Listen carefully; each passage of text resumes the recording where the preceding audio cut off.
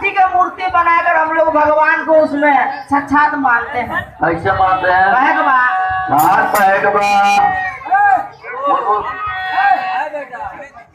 जे मुझ पर सवार होके आगे मुझ पर सवार होके कोयले गोले सयाज कृष्ण मुरारी सयाज कृष्ण मुरारी मूर्ति में कोयले पर बेस आज कृष्ण